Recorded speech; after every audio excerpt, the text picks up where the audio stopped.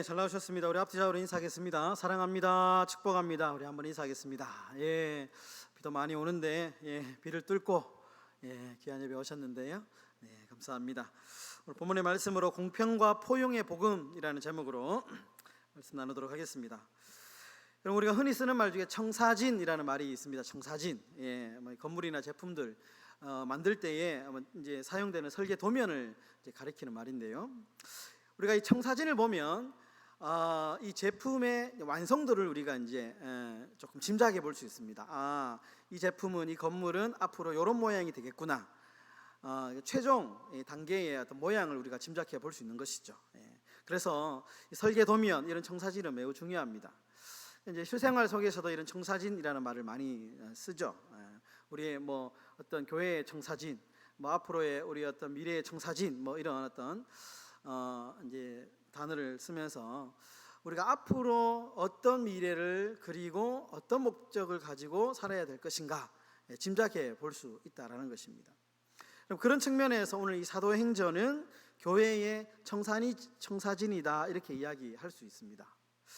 왜냐하면 이 사도행전 안에는 교회가 어떤 사역을 해야 하고, 교회의 미래의 모습, 교회가 건강하게 성장하고 자라기 위해서는 교회가 어떤 일을 해야 되는가 라고 하는 분명한 어떤 목적들, 그런 것들이 잘 나오기 때문에 우리가 사도행전을 잘 유심히 보면 교회의 방향성을 잘 잡을 수 있게 되는 것이죠.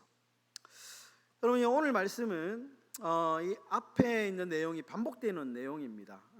이 베드로와 고넬료의 만남의 이야기가 이렇게 나오고, 그리고 오늘 이야기는 이 이제 베드로가 고넬료를 만나서 어떠한 일들이 일어났고 어떠한 현상이 일어났는가를 이제 예루살렘 교회에 보고하는 장면입니다. 근데 오늘 말씀이 되게 중요한 것은 스데반 순교 이후에 복음이 이제 이방 땅으로 조금씩 이렇게 이제 증거가 되는데, 아주 이제 국지적으로 막 이렇게 확산된 게 아니고 조금씩 빌립을 통해서 사마리아 땅에 조금씩 복음이 들어가고, 또 이제 다른 또 사마리아 네시 이디오피아 네시를 만나 가지고 이런 어떤 국지적으로 조금씩 이제 복음이 전파되다가, 오늘 이 베드로의 사건, 베드로가 예루살렘 교회에 공식적으로 자신에게 일어났던 이 일을 이제 딱 보고하면서, 이 사건이 있고 난 뒤에는 이방인에 대한 선교가 아주 공식적으로 활발하게, 아주 편만하게 이제 사역이 이루어지는 장면이기 때문에 오늘 이 사건은 매우 중요하다, 사도행전 안에서 또 매우 중요하다라고 이야기할 수 있다라는 것입니다. 특별히 오늘 말씀이 또 중요한 이유는 이 땅의 교회가 앞으로 어떤 사역을 해야 될 것인가, 어떠한 방향성을 가지고 교회가 사역의 방향을 잡아야 될 것인가 라고 하는 이 청사진의 측면에서 매우 중요하다라는 것인데요, 오늘 말씀은 두 가지의 교회의 사역의 방향성을 제시하고 있습니다. 두 가지를 오늘 좀 살펴보려고 하는데요, 첫 번째는 교회의 우선순위는 사람이 되어야 된다라는 것입니다. 사람이 중요하다라는 것인데요, 모든 인간 사회에는 법과 제도가 다 있습니다. 그리고 이 법과 제도를 중심으로 모든 일들이 다 이제 이렇게 이루어지고 있죠. 움직입니다. 그리고 유대 사회에서도 오랫동안 지켜내려온 법이 있고 제도가 있고 관습이 있었습니다. 그게 뭐냐 하면 선민사상이라고 하는, 절대로 이 복음은 유대인들만을 위한 복음이지 이방인에게는 절대로 이 복음이 세례를 받을 수 없다. 하나님은 유대인만 선택한 것이지 그 어떤 민족에게도 하나님은 선택하지 않았다라고 하는 강력한 어떤 법과 제도가 있었습니다. 그래서 이게 오랫동안 내려온 거기 때문에 이 법과 제도는 함부로 이렇게 깰 수 있는 게 아니었습니다. 그런데 오늘 이방 사람 고넬료가 오랜 법과 전통과 관습과 제도를 깨고 세례를 받았다라는 것, 이 말씀은 우리가 가지고 있는 이 법, 우리가 가지고 있는 관습, 우리가 가지고 있는 습관, 제도보다 더 중요하고 가치 있는 한 가지가 있다라는 것을 우리에게 말씀하고 있다는 것이죠. 그것이 뭐냐? 바로 한 사람의 영혼이다. 한 사람의 가치다라는 겁니다. 여러분, 사람이 진짜 중요합니다. 사람이 진짜 중요합니다. 여러분, 사람을 살리는 일이라면 절대로 먹을 수 없는 짐승을 잡아먹으라고 하신 이 예수님의 말씀처럼 한 사람의 영혼의 구원을 위해서는 어떤 형식과 제도를 우리가 뛰어넘을 수 있어야 된다는 거죠. 어떤 우리의 고정관념, 정말 전에 이제 제가 모시던 목사님 늘 하던 말인데, 교회는 이단과 죄가 아닌 이상에는 다 모든 것이 다 된다. 죄하고 이단 빼고는 다 이렇게 허용해야 된다 라는 말씀을 종종 하셨는데요, 맞는 말인 것 같습니다. 그러니까 한 사람의 영혼을 살리기 위해서는 우리가 죄 빼고 이단 빼고는 어떠한 수단과 방법을 가리지 않고서라도 우리가 그 영혼을 위해서 정말 가치 있는 일들을 해야 된다. 사람이 중요하다라는 것이죠. 법보다도 제도보다도 어떤 형식보다도 사람이 우선이다라는 겁니다. 여러분, 누가복음 18장 10절에 보시면 이런 말씀이 있습니다. 한번 띄워주시고 우리 다 같이 한번 읽어보도록 하겠습니다. 시작. 삼가 이 작은 자 중에 하나도 업신여기지 말라. 너희에게 말하노니 그들의 천사들이 하늘에서 하늘에 계신 내 아버지의 얼굴을 항상 배움느니라. 이 작은 자 중에 하나도 업신여기지 말라. 앞에 이제 어떤 일이 있었냐면, 제자들이 누가 크냐 막 이렇게 논쟁할 때에 예수님이 어린아이를 한 명 이렇게 데려와 가지고 하신 말씀입니다. 제자들 뭐 들으라는 말이죠. 그러니까 작은 자 중에 하나도 업신여기지 말라. 무슨 말입니까? 한 영혼의 가치를 천하보다 귀하게 여기라는 것이죠.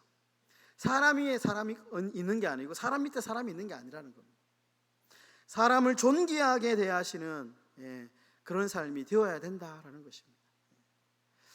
여러분, 한 사람이 진짜 중요합니다. 사람이 중요합니다. 한 영혼, 우리 이렇게 이야기하죠. 한 영혼의 가치. 이런 바라기는 우리가 정말 사람을 존귀하게 대하시는 그런 복된 삶이 다 되시기를 주의 이름으로 축원합니다. 예전 예화집 보니까 이런 예화가 하나 있더라고요. 프랑스와 이제 독일이 전쟁을 할 때에 프랑스 군대가 독일의 남쪽인 이 바바리아라고 하는 지역을 포위를 했답니다. 바바리아 지역의 성을 다 포위하고 결국에는 그 성에 있던 사람들이 항복을 다 받아냈다고 합니다. 프랑스 장군이 성을 향해서 이렇게 이제 명령을 내렸다고 합니다. 여자들은 내가 살려주는데, 그런데 각자가 귀하다고 생각하는 것 하나는 가지고 올 수 있다. 이렇게 이제 이야기를 했답니다. 여자들은 다 내가 살려주는데, 그런데 꼭 보고 중요하다고 여기는 거, 그거 하나는 내가 허용해 주겠다. 그거 가지고 나오는 거 허용해 주겠다. 이렇게 이제 이야기를 했다는 겁니다. 잠시 후에 이제 성문으로 여자들이 쭉 나오는데 다들 큰 짐 하나씩을 다 가지고 나오는 겁니다. 근데 궁금하죠? 그 짐 속에 무엇이 들었을까? 열어보니까 거기에는 모두 자기 남편들이 딱 들어있는 겁니다. 그러니까 가장 귀한 거 하나 담아 올 수 있다고 하니까 거기에 자신이 사랑하는 남편을 담아가지고 온 것이죠. 근데 이 지혜로운 여인들의 행동 때문에 희생자를 줄일 수 있었다라는 이야기가 있더라고요. 진짜인지 가짜인지 모르겠지만 어쨌든 중요한 이 이야기가 들려주는 이야기가 무엇이겠습니까? 한 영혼의 가치, 사람의 생명이 너무나도 중요하다라는 것을 강조하는 이야기가 아니겠습니까? 여러분, 우리 TV 보면 오늘날 이 사람의 존엄성, 사람의 생명이 너무 좀 파리 목숨처럼 여겨지지 않습니까? 돈 때문에 함부로 사람을 대하고 심지어 부모를 막 해하기까지 하고요. 사람의 목숨을 함부로 가볍게 이렇게 해버리는 그런 시대에 우리가 살고 있습니다. 가족 간에 참 그런 일들, 사람 목숨이 파리 목숨이다라는 말이 너무 실감이 날 정도로 오늘날 비극적인 일들이 너무 많이 일어나고 있는 시대다라는 것이죠. 여러분, 이 땅에서 가장 소중하고 가치 있는 것이 뭐냐? 사람이다. 사람 위에 어떠한 제도도 어떠한 사람이 만든 형식도 존재할 수 없습니다. 사람을 위한 것이고 영혼을 위한 것이다 라는 것이죠. 여러분, 사람을 귀하게 대하시고요, 진짜 우리 교회가 사람을 좀 귀하게 대하는 교회가 되었으면 좋겠습니다. 정말 존귀하게 그 사람이 우리 교회에 어떤 일을 하든 그런 어떤 위치에 있든 그런 거 관계없이 그 한 사람이 있기 때문에 그 사람 자체를 우리가 존귀하게 여기고, 정말 귀하게 대하고 한 영혼에 우리가 정말 관심과 집중을 가지는 우리 행복한 교회가 다 되시기를 주님의 이름으로 축원합니다. 두 번째로, 교회는 어떤 교회가 되어야 되느냐? 포용하는 교회가 되어야 된다라는 것입니다. 포용하는 교회. 여러분, 11장 18절에 보시면 베드로가 자신이 이제 일어났던 일을 예루살렘 교회에 공식적으로 탁 이렇게 이제 보고하고 난 뒤에 이렇게 이야기를 합니다. 11장 18절에 보시면 그들이 이 말을 듣고 잠잠하여 하나님께 영광을 돌려 이르되 그러면 하나님께서 이방인에게도 생명 얻는 회개를 주셨도다 하니라. 이 고넬료가 이방 사람들을 만나가지고 먹고 마시고 세례를 줬다라는 이야기를 처음에 이제 들었을 때에 예루살렘 교회 안에 막 수군거리고 비난하고 공격하는 사람들이 있었습니다. 근데 그 사람들이 베드로의 이 이야기를 듣고 난 뒤에 잠잠하여 이방인에게도 생명 얻는 회개를 주셨도다. 18절의 핵심입니다. 이방인에게도. 여러분, 베드로의 상식으로는, 유대인의 상식으로는 이방인은 혐오의 대상입니다. 차별의 대상이고 절대로 말을 섞어도 안 되고 그들하고 함께 밥을 먹어서도 안 되고요, 그들하고 눈을 마주쳤어도 안 됩니다. 이게 법이었습니다. 그들에게 상식이었습니다. 율법이었습니다. 그런데 베드로의 이 같은 생각이 한순간에 무너지죠. 한순간에 무너집니다. 여러분, 교회는 차별의 벽을 넘어야 됩니다. 차별. 여러분, 교회는 혐오의 감정을 넘고 포용해야 됩니다. 포용이라는 단어를 제가 찾아보니까 너그럽게 끌어안고 받아들이는 것, 이렇게 되어 있더라고요. 너그럽게 끌어안고 받아들이는 것. 여러분, 교회 안에는 너그러움이 있어야 됩니다. 교회는 너그러움이 있어야 됩니다. 그럴 수 있지. 저 사람의 입장에서는 그럴 수 있지. 너그러움이 있어야 됩니다. 다른 말로 은혜라고 얘기하죠. 은혜가 있어야 됩니다. 우리가 죄와 이단이 아닌 이상에는 교회 안에는 너그럽게 끌어안고 받아들이고 포용하는 것이 교회 안에는 너무너무 필요하다.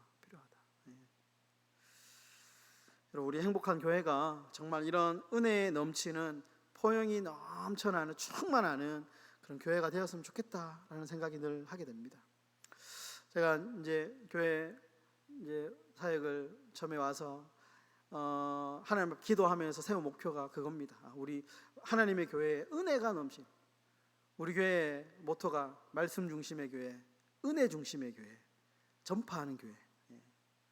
제가 이 교회에 있을 동안에는 정말 내가 목회를 끝날 때까지는 이 목회의 목적, 은혜 중심의 교회, 은혜 중심의 웬만한 것은 다 끌어안고 포용하고 이해해주고, 그렇게 하면 교회는 성장할 수밖에 없습니다. 성장할 수. 여러분, 포용의 본을 보이신 분이 예수님이시죠. 예수님이십니다. 예수님의 사역을 보시면 예수님은 남녀노소, 빈부, 귀천, 민족, 국가, 관습, 전통, 심지어 문화와 종교의 벽까지도 다 허물어 버리시고 포용하신 분입니다. 예수님이 만났던 사람들 보십시오. 얼마나 다양한 사람을 만났습니까? 유대인들이 가장 싫어하는 사마리아 사람, 시리아 사람, 가나안 지방, 로마인, 그리스인, 별의별 사람들을 다 만나시고요, 그들과 함께 먹고 마시며 그들의 친구가 되어 주셨습니다. 그들의 전통이나 관습이나 종교가 무엇인지 관심이 없어 상관하지 않았습니다. 그래서 예수님이 이렇게 말씀하시죠. 마태복음 11장 28절에 수고하고 무거운 짐진 자들아 다 내게로 오라. 다 내게로 오라. 내가 너희를 쉬게 하리라. 예수님의 사역을 한마디로 한 문장으로 요약하는 문장입니다. 다 내게로 오라. 누구든지 포용의 말씀이시죠. 여러분, 이단과 죄를 빼고는 혐오와 차별의 벽을 넘어서 우리 교회가 정말 포용의 교회, 참 다 안아주는 그런 사랑이 넘쳐나는, 은혜가 넘쳐나는 그런 포용하는 교회로 나가실 수 있기를 주의 이름으로 축원합니다. 여러분, 기독교 사회학자 중에 미국의 로드니 스타크라고 하는 분이 계십니다. 이분의 책이 굉장히 핫한데요, 이분이 쓴 책 중에 기독교의 발흥이라고 하는 책이 있습니다.